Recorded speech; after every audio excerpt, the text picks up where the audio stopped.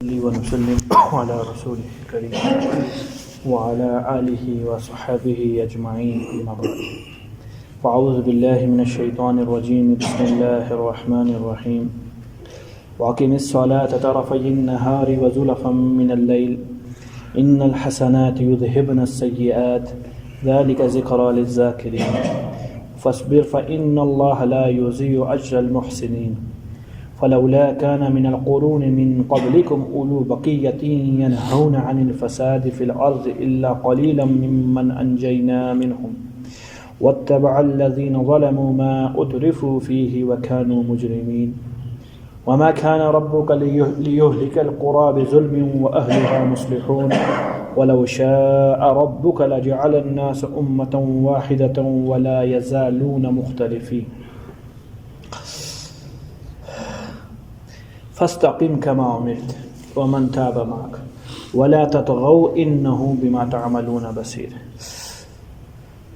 آپ صلی اللہ تعالیٰ علیہ وسلم کو انبیاء کے سارے حالات سنانے کے بعد بہت بڑا کام دیا اللہ نے۔ عرض کیا تھا گزشتہ آپ کو اس لفظ کے اوپر کہ پورے قرآن کا سب سے بھاری حکم جو ہے، جو آپ صلی اللہ علیہ وسلم کو جس حکم نے بوڑھا کر دیا، وہ یہ دو لفظ ہیں، فاستقم کما امرت۔ نبی جی سیدھے رہیے، جمے رہیے اس حکم پر جو ہم آپ کی طرف متوجہ کر رہے ہیں۔ آپ نہیں اکیلے، ومن تاب معک، جو ایمان لے آئے ہیں توبہ کرنے کے بعد آپ پر، ان کو بھی کہیں کہ جمے رہے، نہ دائیں جھکاؤ کی گنجائش ہے نہ بھائی جھکنے کی گنجائش ہے، سیدھے سیدھے کھڑے رہے۔ اور فرض کیا اگر جھک گئے تو آپ حد سے تجاوز کرنے والے ہوں گے۔ ولا تطغوا، حد سے تجاوز نہ کرنا، مراد شریعت کے خلاف نہ چلنا۔ ہم نے اس پہ کل تفصیل سے بات کی ہے۔ آخری جو تھوڑی سی گزارشات رہ گئی ہیں وہ یہ ہیں، پورے کلام نہیں کہوں گا، میں یوں کہوں گا تو غلط نہیں ہے، پوری وحی کا خلاصہ۔ اب خالی وحی قرآن نہیں ہے، وہی احادیث بھی ہیں، پھر خالی احادیث وحی نہیں ہے، تورات بھی وہی ہے، تورات کے ساتھ زبور بھی وہی ہے، انجیل بھی وہی ہے، اور اس کے ساتھ 150 صحیفے وہ بھی وہی ہے، شیش علیہ السلام پر جو اترے، ابراہیم علیہ السلام پر جو اترے، یہ سب آدم علیہ السلام پر اترے، شعیب علیہ السلام پر اترے، یہ سب وہی ہے۔ پورے وحی کا خلاصہ 3 حرف ہو گئے، اس کو سمجھیے گا۔ یہ قاعدہ قانون دیا، فاستقم کما امرت، یہ قاعدہ ہے کہ جو حکم دے رہے ہیں اس پہ کھڑے رہنا، جمنا ہے۔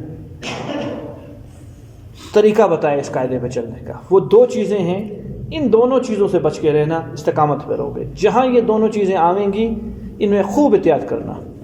پہلی چیز ولا تطغوا، حد سے تجاوز نہ کرنا، مراد میں نے آپ کو سنایا تھا شریعت کے خلاف نہیں چلنا، اپنی طرف سے شریعت کے اندر کوئی ایسی چیز نہ لے آنا جو تم حد سے خود کتنی خوبصورت ہو، حد سے تجاوز ہو جائے گا۔ اور دوسری چیز ولا ترکنوا، اور مائل مت ہونا۔ میں نے اس کا ترجمہ آپ کو کیا تھا بری صحبت نہ لینا۔ کیا کیا تھا؟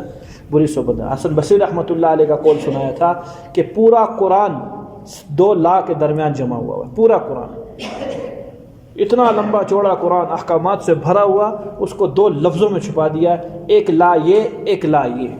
ان 2 لا کے بعد جو 2 لفظ ہیں بس اس پر عمل کر لو، گویا پوری کائنات کی وحی پر عمل کر لیا۔ پہلا لفظ حد سے تجاوز نہ کرو، شریعت کے مطابق زندگی گزارو۔ دوسرا لفظ بری صحبت نہ اختیار کرو، صحبت نیک اختیار کرو۔ یہ دونوں چیزیں مل گئی تم لوگوں کو، بہت عالی شان مقام مل گیا، تم استقامت پہ رہو گے۔ اللہ اگر ہم مستقیم رہے، جو آپ کا ہم سے مطالبہ ہے، ہمیں ملے گا کیا؟ اللہ نے فرمایا وہ درجہ عنایت فرماؤں گا جو فرشتوں کو بھی نہیں ملا۔ یہ وہ مخلوق ہے میرے محترم ساتھیوں، جب سے پیدا ہوئے ہیں اور جب تک ہے، یہ پلک جھپکتے ہوئے بھی اللہ کی نافرمانی نہیں کرتے، ان کی خوراک ہی اللہ کی فرما برداری ہے۔ ان کو وہ رتبہ نہیں ملا جو تمہیں میں رتبہ عطا فرماؤں گا۔ کہا وہ کیا؟ تمہیں محبت اور عشق عطا فرماؤں گا جو فرشتوں کے پاس نہیں ہے۔ میں نے کہا صرف انسان ہے جس کو اللہ تعالیٰ نے عشق کا مادہ عطا فرمایا ہے، فرشتوں کے اندر اللہ تعالیٰ نے یہ خوبی بالکل نہیں رکھی ہے۔ یہ پھر تمہیں دیوانہ کرے گی، تم بھی اس ذات کے لیے، میں نے کہا یہ وہ طبقہ ہوگا جو جنت میں بھی جا کے پریشان ہوگا، یہ وہ طبقہ ہوگا، واحد طبقہ ہوگا جنت میں جانے کے بعد بھیا کون پریشان ہوتا ہے، یہ ہوگا، یہ طبقہ جنت میں بھی جا کے بے چین رہے گا۔ کیوں؟ اس کا مقصود چیزیں نہیں ہوگی، وہاں کی حوریں، وہاں کی اشیاء نہیں ہوں گی، اس کا مقصود اللہ کی ذات ہوگی، اور اللہ کی ذات کے قرب کے درجات لامتناہی ہیں، لامتناہی۔ نبی بھی ایک سے ایک حضور صلی اللہ تعالی علیہ وسلم، سبحان اللہ سبحان اللہ سبحان اللہ۔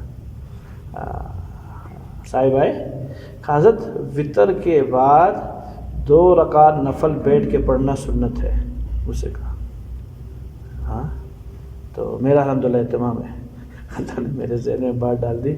میں نے کہا تہجد کے اندر پاؤں پہ ورم آ جائے یہ بھی سنت ہے، نہیں سمجھا؟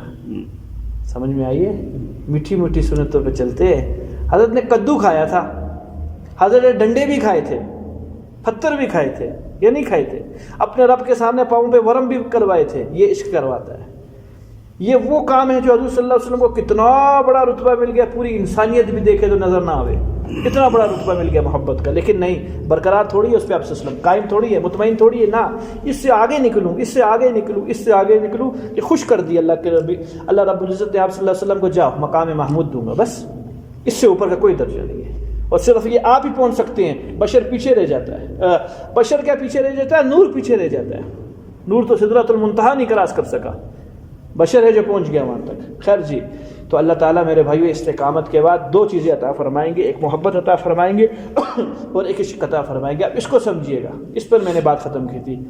میں 2 لفظ استعمال کر رہا ہوں، ایک عشق لے رہا ہوں، ایک محبت لے رہا ہوں۔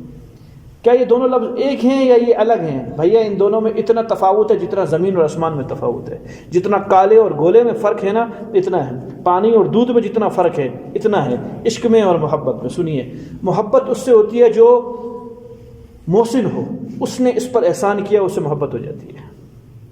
جب تک احسان نہیں کرے گا اس وقت تک محبت نہیں ہوتی ہے۔ اور عشق کے اندر یہ معاملہ نہیں ہے احسان کرے یا سولی پہ چڑھائے، عشق عشق ہے، احسان کر دے تو پاگل ہو جائے گا، الٹا سولی پہ چڑھا دے وے، حالانکہ اس نے اس کے ساتھ زیادتی کی ہے، نہیں یہ پھر بھی خوش ہوئے گا، یہ کہاں پہنچ جائے گا؟ یہ اعلیٰ مقام تک پہنچ جائے گا۔ استقامت کے بعد میرے محترم ساتھیو یہ اعلیٰ مرتبہ آتا ہے۔ اس پر ابراہیم بن ادھم نے 7 اقلیم کی بادشاہت کو چھوڑ کر درویشی کو قبول کیا تھا، یہ عشق تھا۔ 7 اقلیم، 7 ملکوں کی، 7 بر اعظموں کی بادشاہت کو چھوڑ کر کیا قبول کر رہا ہے اگلا بندہ؟ درویشی کو، گدا گری کو اللہ یہ قبول فرما رہے ہیں۔ تو عقل مند بندہ وہاں کوئی موجود نہیں تھا کہ حضرت کو مشورہ دیتا تھا کہ سادے آدمی اسی میں رہ کے اللہ کو یاد کر لے کرنا، اس میں رہ کے اللہ کہاں یاد رہتے ہیں، اس میں رہ کے تو بغاوتیں آتی ہیں، طبیعتوں میں شہوت ابھرتی ہے۔ پیسے ہو نا تو گھر میں بیٹھنے کا، گھر کا کھانا اچھا نہیں لگتا ہے، باہر کھانا چلے، اور جب آپ کو پیسے نہیں ہو تو گھر کی چٹنی بھی بہت مزیدار ہے، اعلیٰ بنائیے۔ آج کیا ڈالا ہے؟ مسئلہ چٹنی کا نہیں ہے اور نہ ہی گوشت کا مسئلہ تیری جیب کا تھا۔ جب تھی تو باہر نکلنے کا کیا، جب نہیں ہے تب چٹنی اچھی لگ رہی ہے۔ میرے محترم ساتھیوں، استقامت بہت بڑی نعمت ہے۔ ملتی کیسے ہے؟ 2 چیزیں بتائی ہیں، اللہ تعالیٰ کے احسان ہیں کہ اللہ تعالیٰ نے علاج کے بعد اور اس کے بعد قاعدے کے بعد طریقہ کار بھی بتلا دیا۔ طریقہ کار یہ بتلایا، حد سے تجاوز کبھی بھی نہ کرنا۔ مطلب کیا؟ کوئی بات شریعت کے خلاف نہ کرنا، جہاں کھٹ کے فوراً پوچھ لینا، بھائی شریعت ہے، حکم ہو تو چل دیں، نہیں ہو تو ادھر ہی کھڑے رہے، یہ کام کر لیں ایک۔ اور دوسرا، بری صحبت کبھی اختیار نہ کرنا، ولا ترکنوا، مائل کبھی نہ ہونا الی الذین ظلموا، وہ لوگ جنہوں نے کفر و شرک کر کے، نافرمانیاں کر کے اپنے اوپر ظلم کیا ہوا ہے، ان کی طرف مائل نہ ہونا۔ میں نے کہا حسن بصری رحمۃ اللہ علیہ کے قول کے مطابق یہاں صحبت مراد ہے، علامہ بیضاوی رحمۃ اللہ علیہ کے قول کے مطابق یہاں صحبت مراد ہے کہ نیک لوگوں کی صحبت میں رہنا، برے لوگوں کی صحبت سے بچنا۔ انسان ماحول کا تابع ہے، جیسا ماحول ویسا انسان۔ تو استقامت کے بعد اللہ میرے بھائیو عشق کا مرتبہ عطا فرما دے گا، یہ عشق پھر سکون سے رہنے نہ دے گا، یہ اس درجے تک پہنچا دے گا۔ میں نے کہا خاک کیا؟ نور، یہ پیچھے رہ جاوے گی اور یہ بہت اونچائیوں تک چلا جاوے گا۔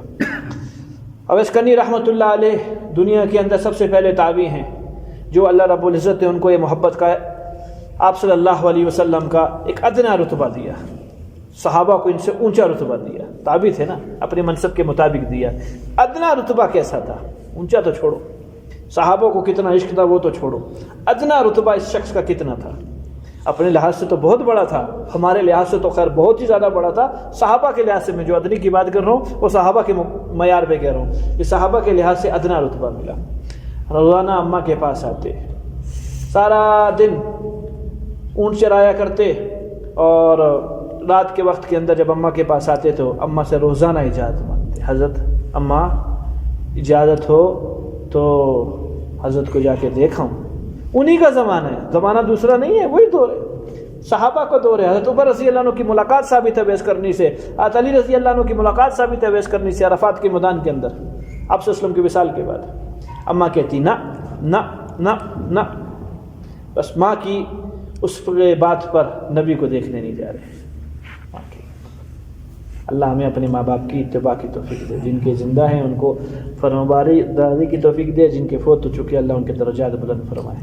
احسان ثواب کیا کرو، رات کو جب سونے لگو، یا اللہ جتنے میں نے نیک کام کیے، جو مجھے معلوم ہے، جو مجھے نہیں معلوم ہے، کتنے ایسے کام ہوتے ہیں جو آپ نیک کر لیتے ہو، آپ کو معلوم بھی نہیں ہوتا کہ یہ بھی کام کیا، یہ بھی نیک تھا، یا اللہ ان سب کا ثواب سارے مرحومین کے طفیل میرے والدین تک پہنچا دے، روزانہ روزانہ روزانہ۔ ایک سبحان اللہ آدم علیہ السلام سے لے کر قیامت تک کے آنے والے انسان میں تقسیم ہو سکتی ہے، ایک سبحان اللہ، چہ جائے کہ نمازیں ہیں، روزے ہیں۔ خیر جی، اماں نے اجازت نہیں دی۔ ایک دن حضرت جب آئے یمن کا اویس، اماں کو کہا حالت ہی غیر تھی، ٹانگیں کانپ رہی، رنگ متغیر۔ اماں نے کہا ہوا کیا ہے تجھ کو؟ کہا اماں اگر آج نہیں گیا نا تو پھر اویس کو نہیں دیکھے گی، تو یہ مر جائے گا، یہ عشق ہے اندر کی تڑپ، مہربانی کرو چھوڑو کسی طرح۔ اماں نے کہا جا، بس خوش، لیکن خیال کریو مدینہ جاتے ہوئے، مدینہ سے آتے ہوئے 4 قدم جانے کے لگتے ہیں، 4 قدم آنے کے لگتے ہیں، 8 قدم کے بعد 9واں قدم تیرا نہ لگے۔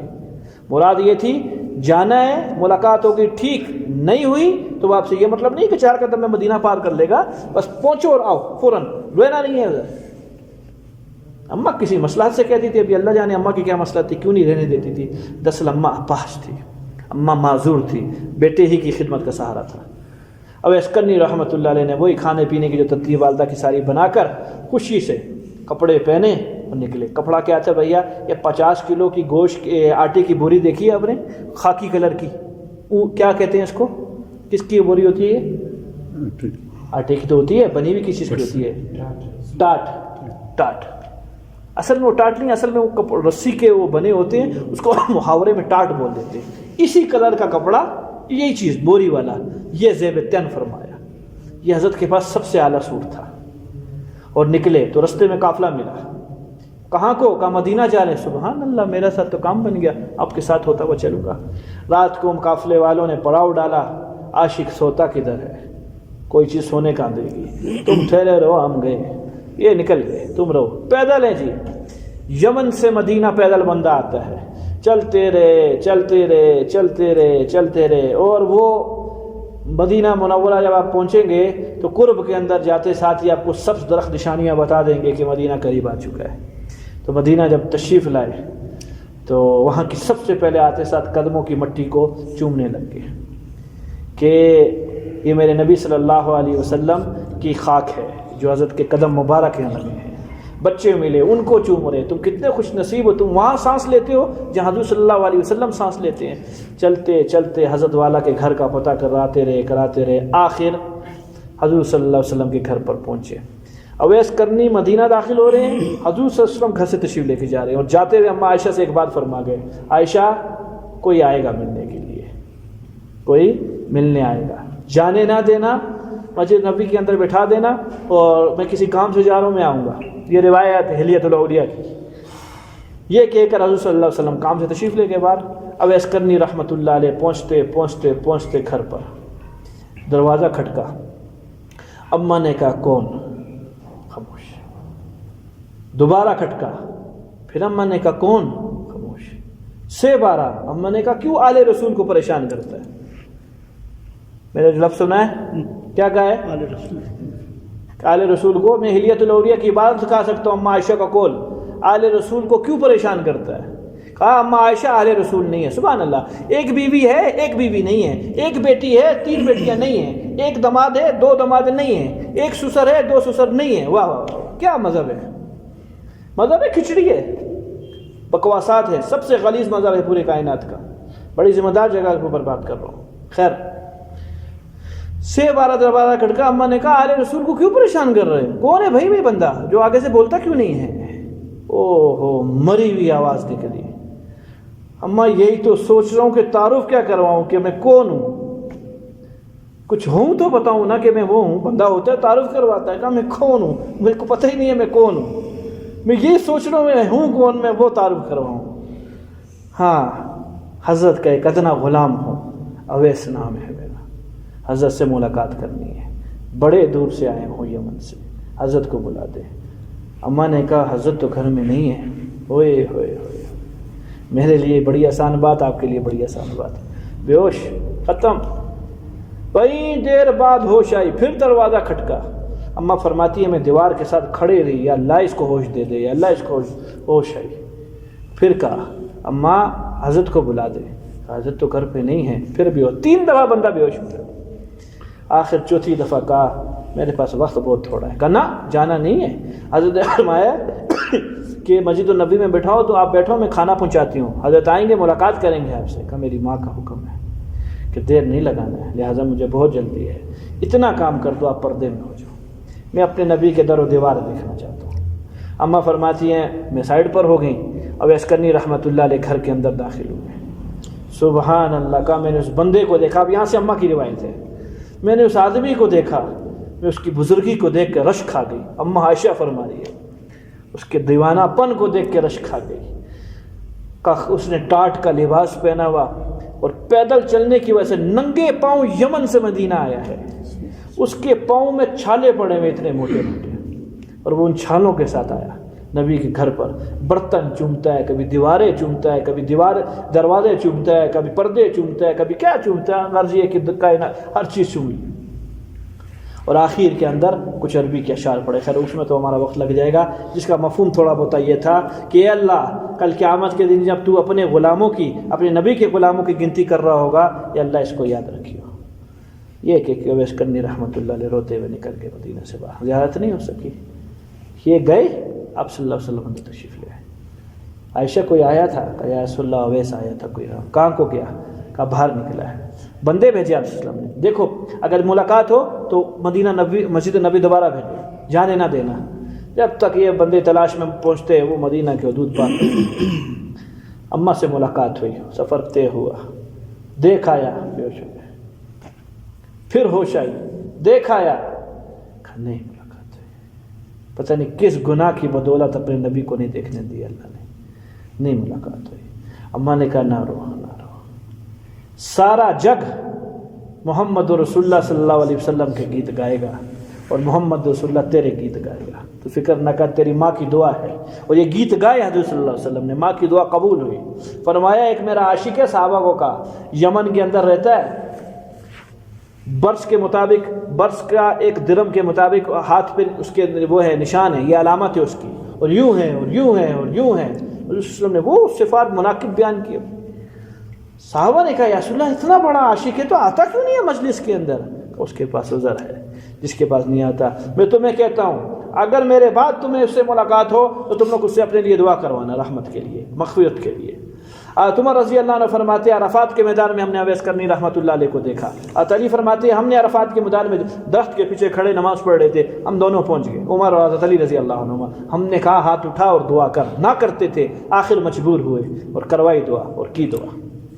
یہ کون چیز تھی میرے بھائیو؟ استقامت کے بعد اللہ تعالیٰ عشق عطا فرماتے ہیں۔ یہ رتبہ معمولی رتبہ نہیں ہے، خدا کی قسم ہفت اقلیم کی بادشاہت اس کے سامنے ہیچ ہے۔ اللہ تعالیٰ اگر یہ رتبہ عطا فرما دے تو ان کو تو خیر ان کے کلیجوں کے مطابق بہت بڑا رتبہ ملا، ہمیں اگر اس کا ذرہ بھی مل جاوے نا، اللہ کی قسم ہمارے نزدیک سونا اور ہیرا اور یہ مٹی دونوں برابر ہو جائے۔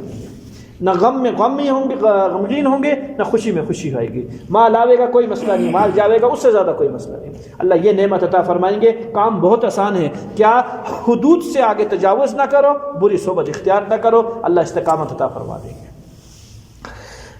یہ جی احکام تھے۔ آپ کو گزشتہ کل ایک بات عرض کی تھی، قرآن کا یہ اسلوب رہا ہے، اس میں بھی حضور صلی اللہ علیہ وسلم کی شان کا ایک بہت امتیازی شان جو قرآن نے بیان فرمائی ہے، بڑا باریک نقطہ ہے، وہ یہ ہے جو گزشتہ تھوڑا سا عرض کیا تھا، جہاں کرنے کا کام ہوتا ہے، جس کو عربی کے اندر شریعت کی زبان میں کہتے ہیں امر۔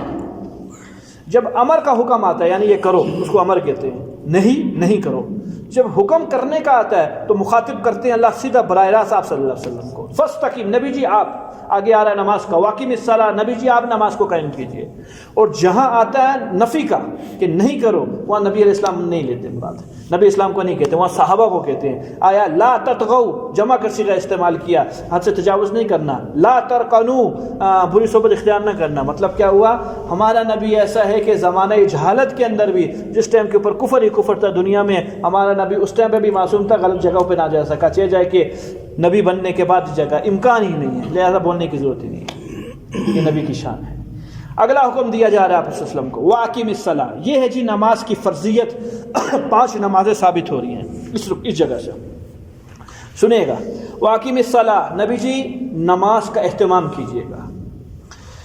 میرے بھائیوں کیا بولے یار، اہتمام نماز اب کیا چیز ہے؟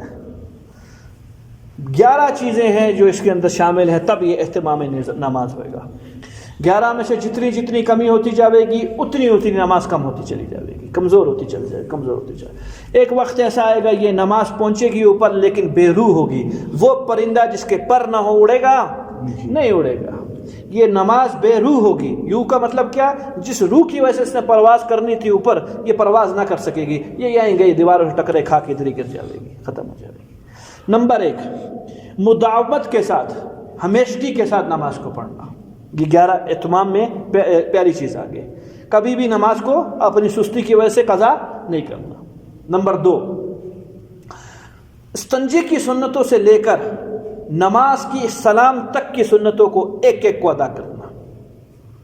خالی 72 سنتے تو استنجے کی ہیں. کتنا آسان کام ہے؟ مشکل ہے؟ بہت آسان کام ہے. سنتے کتنی بتا رہا ہوں؟ 72 سنتے ہیں استنجے کی. سنتوں کو اس میں سنتیں بھی شامل ہیں، آداب بھی شامل ہیں، مستحبات بھی شامل ہیں، سب کچھ شامل ہے. دوسری بات کیا کہ استنجے سے لے کر نماز کے سلام تک کیا کرنا؟ وہ کرنا، تمام سنتوں کو پورا کرنا. نمبر 3، استنجے سے لے کر سلام تک ساری سنن دعائیں جو ہے ان دعاؤں کا اہتمام کرنا. یہ سب نماز کے اہتمام میں داخل ہے. نمبر 4، سنت، آداب اور مستحبات کی رعایت کرتے ہوئے نماز کا پڑھنا. نمبر 4، سنت، آداب، مستحبات کی رعایت کرتے ہوئے نماز کا ادا کرنا. نمبر 5، سب سے بڑی چیز، عابد بن کر نماز پڑھنا. عابد کس کو کہتے ہیں بھیا؟ عاجزی کرنے والا، اپنے آپ کو مر مٹانے والا. اللہ میں کون تو کون، اتنی بڑی شان، تیرے سامنے میں کھڑا ہوں، حقیر و فقیر و لاجوار بندہ. اپنے آپ کو بالکل ختم ہو کر عبادت کرنا. اس میں تذلل بھی آئے گا، اس میں عاجزی بھی آئے گی، انکساری کے اندر بھی آئے گی. نمبر 6، نماز کو قبولیت کی نیت سے پڑھنا. اے اللہ تو اتنا بڑا رحیم ہے، ضرور تو میرے سجدے کو قبول فرما. حق تو نہیں ہے قبول کیا جائے، لیکن تو قبول فرمائے گا میرے سجدے کو. یہ نماز کے اہتمام میں یہ ساری چیزیں شامل ہیں جو تھوڑی سی آپ سے عرض کی. فرمایا وَأَقِمِ الصَّلَاةَ، نبی جی نماز کو قائم کیجئے. یہاں یہ کہنا چاہیے تھا نبی جی صلوا الصلاۃ، نماز کو پڑھیے نا، پڑھنے کی بات نہیں ہے، اقامت صلاۃ کی بات آئی ہے. نماز کو کیا کرو؟ قائم کرو. نماز پڑھو مت، نماز قائم کرو. کہاں کرنی ہے؟ طرفی النہار، دن کے دونوں سروں پر. دن کے پہلا سرا فجر اور دوسرا سرا عصر. پہلا سرا فجر، دوسرا سرا عصر. یہ 2 نمازیں ثابت ہو گئی آپ کی، فجر کے ٹائم پہ اور عصر کے ٹائم پر. آگے جی، وَزُلَفًا مِّنَ اللَّيْلِ، اور رات کے کچھ حصوں میں 2 نمازیں پے در پہ. رات شروع ہو جاتی ہے مغرب سے، مغرب اور عشاء. زُلَفًا مِّنَ اللَّيْلِ، رات کے کچھ حصوں میں، مغرب کے بعد عشاء. یہ کتنی ہوگی جی؟ 4 نمازیں. ظہر رہ گئی ہے. اقیم الصلاۃ لدلوک الشمس، سورہ بنی اسرائیل 15واں سپارہ. نبی جی نماز قائم کیجئے سورج کے ڈھلنے کے بعد، زوال کے بعد مراد ہے. تو یہ کہاں سے ثابت ہوگی؟ ہے سارے جتنے ہیں، جتنے محدثین مفسرین ہیں، سب کے نزدیک ان دونوں آیتوں میں نماز کی فرضیت مقصود ہے. یہاں صلاۃ سے مراد وہ نماز ہے جو میں اور آپ پڑھتے ہیں. یہاں صلاۃ سے مراد رحمت نہیں ہے. صلاۃ کا معنی رحمت بھی ہوتا ہے. صلاۃ سے مراد یہاں دعا نہیں ہے. صلاۃ سے مراد یہاں آپ صلی اللہ علیہ وسلم پر دروشی پڑھنا نہیں ہے. صلاۃ سے مراد یہاں ذکر نہیں ہے. صلاۃ سے مراد مخصوص اوقات میں مخصوص ارکان کو مخصوص طریقے پہ ادا کرنے کا نام ہے. یہ جو نماز ہے مخصوص وقت میں پڑھی جاتی ہے. اس ٹائم میں مغرب نہیں پڑھ سکتا. مخصوص اوقات کے اندر مخصوص طریقے پر، ایک خاص طریقہ ہے، اللہ پہلے ہاتھ اٹھانے ہیں، پھر قیام کرنا ہے، پھر رکوع کرنا ہے، یہ مخصوص طریقہ ہے۔ مخصوص ارکان کے ساتھ کیا کرنی ہے؟ نماز کو ادا کرنا ہے۔ یہاں سے یہ نماز مراد ہے۔ ہوگا کیا؟ نبی جی جب اہتمام صلاۃ کریں گے نا آپ، دن کے دونوں طرف، کوئی اجمالی یہ بیان ہے، یہ تفصیلی نہیں ہے، خالی اجمال دیا یہاں کہ دن کے دونوں سروں پر، حدیث میں اس کی پھر خوب تفسیر آئی ہے کہ جی سن لیجئے تھوڑی سی۔ جبرائیل امین آئے ابتدائی وقت اسلام کا، جبرائیل امین آئے، آپ صلی اللہ تعالی علیہ وسلم کھڑے ہوئے، جبرائیل امین آگے ہوئے، جبرائیل امین نے نماز پڑھائی، چلے گئے۔ یہ آئے ہیں بالکل پہلے وقت میں صبح صادق کے، اگلے دن پھر آئے بالکل آخری وقت میں، بالکل قضا ہونے والی ہے فجر کی نماز، اور اس ٹائم پہ آ کے نماز پڑھائی اور فرمایا آپ کی امت کی نماز کا وقت ان دو وقتوں کے درمیان ہے۔ پہلا وقت بالکل شروع کا اور یہ بالکل آخر کا، درمیان کا وقت یہ آپ کی امت کے پانچوں نمازوں میں یوں کیا حضرت نے، شروع میں آئے آخر میں آئے، شروع میں آئے آخر کے اندر آئے، نماز سکھانے کے لیے۔ یہ نماز کی یہ یہاں سے تفصیل ملی ہے کہ درمیانی وقت ہے۔ فرمایا سب سے افضل وقت کی نماز سب سے اعلیٰ کام ہے کہ افضل وقت سب سے پہلے وقت کے اندر نماز کو ادا کر لے، سوائے فجر کے۔ فجر میں تبدیر کے بعد نماز ہے۔ تبدیر کسے کہتے ہیں؟ ٹھنڈی کر کے نماز پڑھنی ہے، فجر کے اندر ٹھنڈی کر کے نماز پڑھیں۔ اب یہ ٹھنڈی ہوتی ہے، ٹھنڈی کیا ہوتی ہے کہ تقریباً ایک 20-25 منٹ آدھا گھنٹے کا وقت رکھا جاتا ہے کہ خدا نہ خاصہ کسی وجہ سے امام صاحب کی نماز خراب ہو جاتی ہے، دوبارہ پڑھنے کی نوبت آتی ہے تو وقت کے اندر دوبارہ نماز ادا ہو لی جائے، اتنا وقت ہے۔ گرمیوں میں زور کی نماز کو ٹھنڈی کر کے نماز پڑھنا سنت ہے۔ ٹھنڈی کا مطلب کیا ہے؟ تاخیر سے، تپتی ہوئی ٹیمپریچر تھوڑا سا ٹھنڈا کر کے نماز پڑھنا۔ اصل اول وقت میں پڑھنا سنت ہے، مغرب اول پڑھنے وقت میں سنت ہے، عشاء رات کے 3 حصے کرو تہائی کے اندر پڑھنا سنت ہے۔ صحابہ فرماتے ہیں مغرب کے بعد ہم لوگ خوب سو جایا کرتے تھے، اس کے بعد وضو کر کے عشاء کی نماز کے لیے آیا کرتے تھے۔ اب مسئلہ کیا ہے؟ حالات ایسے ہیں کہ اگر عشاء اس ٹائم پہ کر لی جاوے تو بھیا پھر نماز پڑھنا سب کی اس طرح فجر جاتی ہے، اس طرح کیا جایا کرے گی؟ عشاء بھی جائے۔ تو مجبوری پر مستحب کو چھوڑ کر، سنت کو چھوڑ کر فرض پہ عمل کیا جا رہا ہے کہ لوگوں کی نمازیں قضا ہو جائیں گی۔ چھوٹی چیز کو اپنانے کے لیے لوگوں کے وبالی انجام ہو جائے گا۔ یہ ہے جی نماز کی فضیلت۔ جب آپ اقامت صلاۃ کے ساتھ نماز پڑھنا شروع کریں گے، فائدہ کیا ہوگا؟ ان الحسنات یذہبن السیئات، آپ کی یہ نماز اور آپ کے یہ سارے اعمال، آپ کی یہ نیکیاں مٹا دیں گی برائیوں کو۔ ساری کی ساری نیکیاں کس کو مٹا دیں گی؟ برائیوں کو۔ یاد رکھنا نماز سب سے پہلے ہے، اس کے بعد دیگر اعمال بھی ہیں، روزہ ہے، زکوٰۃ ہے، حج ہے، دیگر آپ کے نیک کام ہیں، معاملات ہے، معیشت ہے، اخلاق ہے، سب کا سب گناہوں کو مٹاتے ہیں۔ لیکن کون سے؟ حدیث پاک کے اندر آیا ہے صغیرہ گناہ۔ کون سے گناہ؟ صغیرہ گناہ مٹتے ہیں، وہ بھی نیت کے ساتھ پڑھے۔ میں نماز اس لیے پڑھ رہا ہوں کہ اس سے اللہ کے نبی اسلام نے فرمایا، اللہ نے فرمایا گناہ مٹتے ہیں، صغیرہ گناہ مٹ جائیں گے۔ کبیرہ گناہ بغیر توبہ کے کبھی بھی نہیں مٹتا، کبیرہ گناہ بغیر توبہ کے کبھی بھی نہیں مٹتا۔ توبہ شرط ہے کبیرہ گناہ کے لیے، توبہ کرے۔ ہاں نماز میں نیت کرتا ہے کہ جی میں کبیرہ گناہ کی بھی نہیں کر، آگے جب دعائیں پڑھے گا، رب اجعلنی پڑھے گا، اللہم انی ظلمت نفسی پڑھے گا، اس میں توبہ موجود ہے، اس کی توبہ ہوگی۔ واضح ہوگی یہ بات جی؟ اصل توبہ میرے بھائیوں لفظوں کا نام نہیں ہے، میں آپ کو حقیقت بتاؤں، نہ اللہم انی ظلمت نفسی پڑھنے کا نام توبہ ہے، نہ رب اجعلنی پڑھنے کا توبہ ہے، نہ استغفر اللہ کہنے کا نام توبہ ہے۔ اصل میں توبہ دل کی ندامت کا نام ہے۔ دل کے اندر جتنی ندامت ہوگی، زبان سے نہ بھی کہے کام بن جائے۔ توبہ کس چیز کا نام ہے؟ تو یہاں جو بات فرمائی ہے نیکیاں مٹا دیں گی برائیوں کو، یہاں سے مراد کیا ہے؟ چھوٹے گناہ مراد ہے۔ اب چھوٹا گناہ کیا ہے؟ جو انجانے کے اندر ہوتا ہے۔ بھیا ہر گناہ اپنی حیثیت سے بڑا ہے، کیونکہ نافرمانی چونکہ بڑے کی ہو رہی ہے۔ ہاں چھوٹا اور بڑا حدیث سے ثابت ہے، صغیرہ گناہ بھی ہیں، کبیرہ گناہ بھی ہیں۔ یہ کسی عام آدمی کی اصطلاح نہیں ہے کہ اس کو چھوٹا بنا دیا۔ آپ صلی اللہ علیہ وسلم کی متواتر حدیثیں، اس پر لمبی چوڑی کتابیں لکھی گئی ہیں کہ بڑا گناہ کیا ہے، چھوٹا گناہ کیا ہے۔ جس کو میں بہت سب کو ملا جلو کے ایک مختصر سی تشریح کروں تو وہ یہ ہے، چھوٹا گناہ وہ ہوتا ہے جو انجانے کے اندر ہوتا ہے، اور بڑا گناہ وہ ہوتا ہے جو جان کے ہو جائے۔ گناہ ہوتا ہے، چھوٹے بڑا کا مسئلہ نہیں ہے، بڑے کی نافرمانی ہے۔ انجانے کے گناہ آپ کے نیکیوں سے سارے کے سارے معاف ہو جائیں گے، چھٹی ہوگی، مسئلہ رہ جائے گا کیا؟ بلکہ ایک جگہ تو یہ آیا قرآن کے اندر آیا، معاف نہیں ہوں گے، خالی معاف کے ساتھ ساتھ اس کی جگہ نیکیاں لکھ دوں گا۔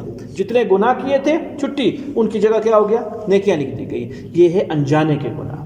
اور جو جان کے گناہ ہیں بھائیو بغیر توبہ کے قبول نہیں ہو، معاف نہ ہوئے۔ توبہ فرض ہے اس کے لیے۔ ہر آدمی کو، بشر انسانیت کو، پوری کے پورے فرد واحد کو، پوری کی پوری ملت کو، خواہ ہی وہ کتنا بڑا رتبے کا آدمی ہو، 24 گھنٹے توبہ واجب ہے اس پر۔ ہم سمجھتے توبہ گناہ سے بچنے کا نام ہے. گناہ نہ کرنے کا نام کیا ہے؟ توبہ. گناہ نہیں کرنا ہے اللہ گناہ سے توبہ. نہیں بھیا، غفلت سے بھی توبہ. غفلت کو تو کوئی گناہ نہیں سمجھتا. فضول بیٹھا ہوں موبائل پہ لگا ہوں، گیم کھیل رہا ہے. ایک ہی کام کے لیے اٹھایا ہے، اس کا مسئلہ نہیں ہے. گیم کھیل رہا ہے، کوئی اور ایسی فضولیات کے اندر لگا ہوا ہے. یہ بک جو ہے اس میں کتنے اجر ملتے ہیں نوافل کا؟ مجھے بولو، ناراض بھی نہ ہو. کتنے کام کی باتیں ملتی ہیں. کوئی ایسا کام جس کا دنیا کا کام ہو یا دین کا کام ہو اٹکا ہو آپ کی بک پہ. بک جانتے ہو نا کون سا؟ ہاں، کون سا کام اٹکا ہوا ہے؟ کوئی اٹکا ہوا ہے؟ فوراً ڈیلیٹ کر دو جا کے. اتنی توبہ کر لیں. وہ کرے گی نا، وقت ضائع کرے گی. ہاں اگر دنیا کا، آج ہم حضرت کے پاس گئے تھے، حضرت نے ایک بات فرمائی کہ جی امرود بیچنے والا سارا دن امرود 15 روپے کلو کا، رات کو اتنا سا بھی اس کے دل پر اثر نہیں ہوا سیاہی کا. نور جو رکھ کے صبح اٹھ کے گیا تھا، نور باقی ہے سارا. کیوں؟ دنیا ہے اس کی، اپنی کاروبار کر رہا ہے، اپنی روزی کما رہا ہے. بالکل ٹھیک ہے. اور ایک آدمی نے سارے دن میں ایک غلط بات کر دی، غلط سے مراد لیانی کر دی یا فضول بات کر دی، نور ضائع ہو گیا اس چیز کا. نہ دین کا فائدہ نہ دنیا کا فائدہ. تو اس میں نہ میرا دین ہے نہ میری اس میں دنیا ہے، تو فوراً فضول کام ہے. توبہ خالی گناہوں کا مطلب نہیں کہ گناہ نہیں کرنے ہیں، یہ غفلت ہے، یہ بھی گناہ ہے، اس سے بچنا ہے. نبی ہر وقت توبہ کیا کرتا تھا. اللہ میں اس رتبے پہ کھڑا ہوں، مجھے تو یہ چاہیے تھا، ابھی تک نہیں پہنچ سکا ہوں، اللہ میری اس پہ توبہ، اگلے رتبے پہ پہنچوں گا، اس پہ توبہ، اس پہ توبہ. ہر فرد بشر کو ہر وقت توبہ واجب ہے. تو معلوم ہوا آسان طریقہ ہم بتائیں، روزانہ 2 رکعت نفل صلاۃ توبہ پڑھا کرو، اور اس میں اللہ رب العزت سے گڑ گڑا کے توبہ کیا کرو. اللہ آج کا دن غفلت کے اندر گزر گیا. کبھی بھی اپنی نیکی کے اوپر شیبہ نہ آئے اور دل مطمئن نہ ہو. آج تو ماشاءاللہ تہجد سے لے کر شام تک محاسبہ کیا، بازار کوئی ایسی بات نہیں آئی ہے جو سامنے ہو. نہیں بھیا، تیرے کو پتہ نہیں ہے، اللہ جانے لاکھوں تو نے کرتوت کیے ہوں گے. نہیں سمجھ میں آ رہی ہے بات؟ تو ضروری ہمارے ہر دن روزانہ ایک وقت خاص کر لو. جس آدمی کا نظام اوقات برقرار ہے میرے بھائیوں، یہ آدمی بہت آگے تک جا سکتا ہے. وقت مقرر کر کے کہ جی روزانہ مغرب کی نماز کے بعد 2 رکعت نفل پڑھا کروں گا سنتوں کے بعد، یہ صلاۃ توبہ کی نیت سے پڑھوں گا. یا میں جو اشراق پڑھتا ہوں اسی میں نیت کر لیا کروں گا صلاۃ توبہ کی. یا جو عشاء کے بعد میں گھر جا کے نفل پڑھتا ہوں، اللہ اس ٹائم پہ، یا تہجد کے اللہ توفیق دیتا ہے، اس ٹائم پہ 2 رکعت نفل ضرور پڑھیں. اس سے اللہ روزانہ تجدید ہوتی جائے گی ایمان کی. روزانہ کسی دن موت آئی توبہ کیے ہوئی ہے، جس دن موت آئی کیا کی ہوئی ہے؟ توبہ کی ہوئی ہے. انشاءاللہ بچا ہو جائے گا. تو ان الحسنات یذہبن السیئات، تیری نیکیاں مٹا دیں گی تیرے گناہوں کو. ذالک ذکریٰ، یہ نصیحت ہے، یہ سب کا سب نصیحت ہے. کس کے لیے؟ للذاکرین، نصیحت قبول کرنے والوں کے لیے. مغرور لوگوں کے لیے نصیحت نہیں ہے، ان کو یہ کچھ سمجھ میں نہیں آئے گا یہ کہتا کیا ہے. ہاں، جن کی دل کی زمین زرخیز ہے اللہ تعالیٰ ان کو یہ نصیحت سمجھائیں گے، ان کو یہ صبر آئے گی. زندگی میں انشاءاللہ کل اس سورہ ہود کو ختم فرمائیں گے اللہ چاہے، پھر آگے سورہ یوسف کو شروع کریں گے. اللهم صل على محمد وعلى آل محمد وبارك وسلم. ربنا آتنا في الدنيا حسنة وفي الآخرة حسنة وقنا عذاب النار. آمين برحمتك. اللہ آپ کے بیٹا قبول فرمائے.